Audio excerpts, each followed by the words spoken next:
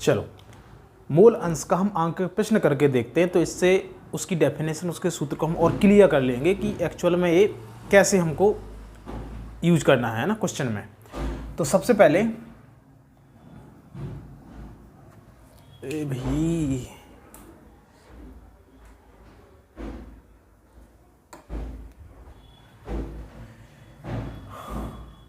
हम पढ़ रहे हैं आंकिक प्रश्न।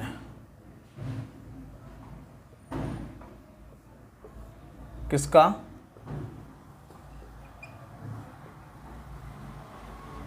मूल अंश या मूल प्रभाज का। जैसे हमारे पास क्वेश्चन है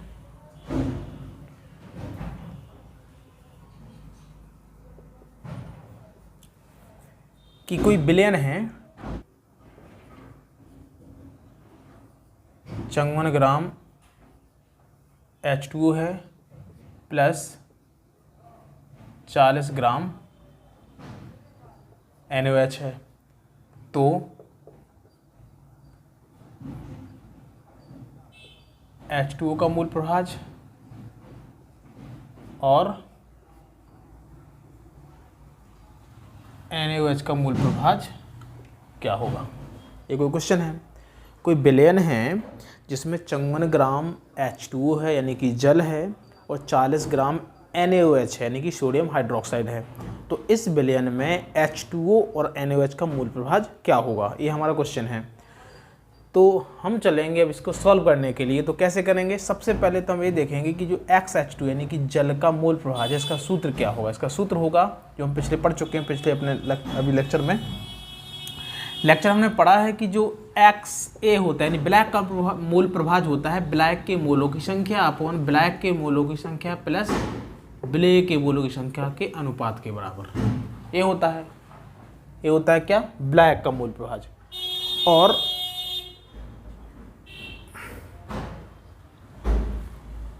हम एक सूत्र और पढ़ चुके हैं, किसका? ब्ले के मूल प्रभाज का। ब्ले के मूल प्रभाज बराबर क्या होता है? ब्ले का मूल प्रभाज बराबर होता है ब्ले के मोलों की संख्या अपॉन ब्ले के मोलों की संख्या अपॉन प्लस ब्लैक के मोलों की संख्या। हम अभी ये पढ़ चुके हैं कि ब्लैक का मूल प्रभाज बराबर होता है ब्लैक के मोलों की संख्या अपॉन ब्लैक के मोलों की संख्या प्लस ब्ले के मोलों की संख्या का अनुपात, है ना। और XB बराबर होता है NB upon NB plus NA। ये हम अभी पढ़ चुके हैं, है ना। तो हमको क्वेश्चन सॉल्व करना है क्या कि कोई हमारे पास विलयन है जिसमें 54 ग्राम जल 40 ग्राम NaOH में घुला है, तो दोनों का मूल प्रभाज क्या होगा, हमारा ये क्वेश्चन है। तो हम इसको करेंगे, इसके सूत्र को निकाल के। सूत्र क्या होगा इसका?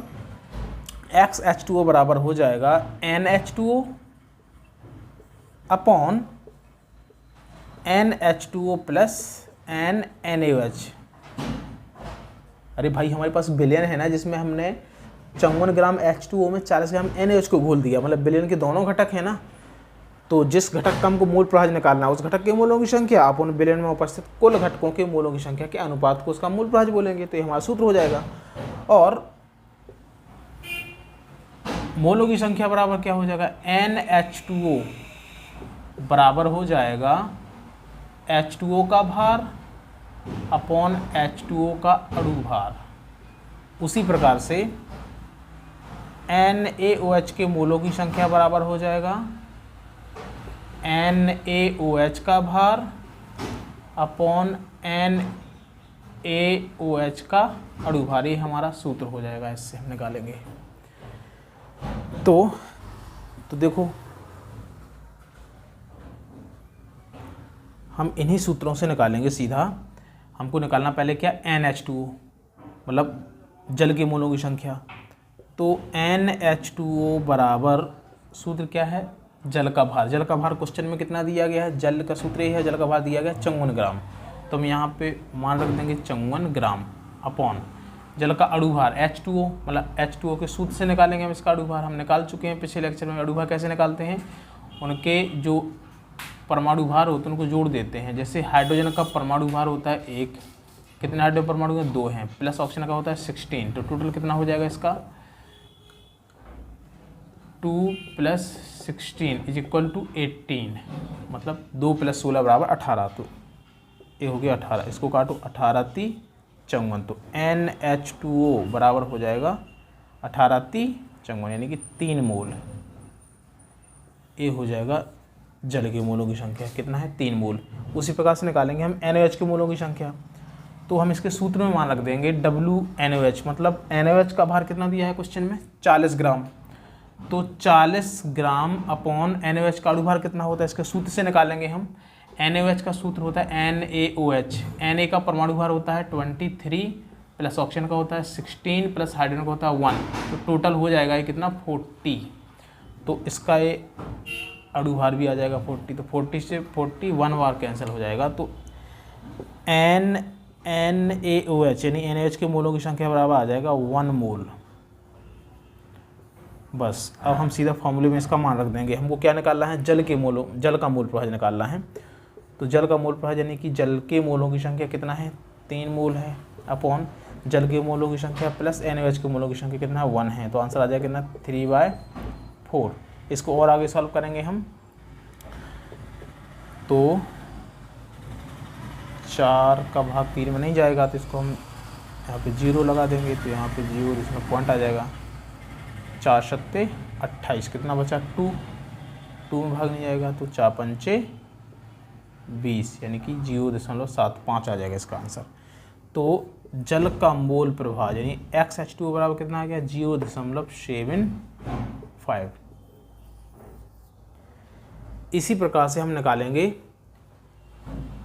NaOH का मूल प्रभाज। तो NaOH के मूल प्रभाज का सूत्र हो जाएगा XNaOH बराबर NaOH यानी कि NaOH के मूलों की संख्या अपॉन NaOH प्लस NH2O।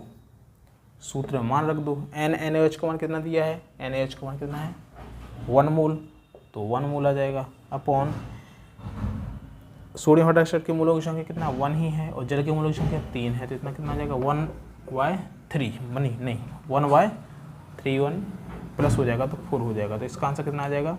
इसको और आगे सॉल्व करेंगे तो 4 का भाग 1 में नहीं जाएगा, तो यहाँ पे हम इसको 0 मान लें, तो यहाँ पे 0 लगा के दशमलव आ जाएगा। 4 दूनी 8, कितना बचा 2, यानी 2 बचा है, 2 में भाग नहीं आता है 4 का, तो इसको हम 0 लगा देंगे यहाँ पे, तो 4 × 5 = 20, तो आ जाएगा 0.25 यानी कि XNaOH यानी कि NaOH का मूल प्रभाज आ गया हमारा 0.25।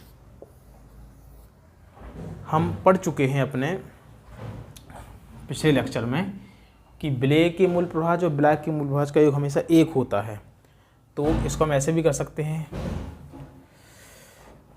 XNaOH plus XH2O। X में इसको बोल रहा हूँ मतलब जीटा कहलाता है, इसको X ही बोलते हैं, बराबर 1 होता है इसका योग। तो हम NaOH के मोल की संख्या कितना, NaOH का मोल प्रभाज हमारा कितना आया है यहाँ पे 0.25 प्लस, मतलब ये हमारा फार्मूला होता है, तो इन दोनों का योग 1 आना चाहिए, प्लस H2O का मोल प्रभाज कितना है 0.75 यानी 0.75, तो इज इक्वल टू कितना हो जाएगा, दोनों को जोड़ देंगे हम, कितना आ जाएगा 1 आ जाएगा। कैसे जोड़ा मैंने, ऐसे 0.25 प्लस 0.75 अपॉन 5 5 10 का 0 हासिल 1 7 और 5 यानी 7 2 9 1 10, यानी कि ऐसा यहाँ पर क्या आ जाएगा, ये दशमलव आ जाएगा, तो ऐसा कितना आ गया इसका आंसर 1, यानी दोनों का योग 1 के बराबर है। इसका मतलब ये होगा कि हमारा ये आंसर बिल्कुल राइट आया। तो हम इस प्रकार से क्वेश्चन को चेक भी कर लेंगे, तो इस प्रकार से हम आगे प्रश्नों को हल करेंगे।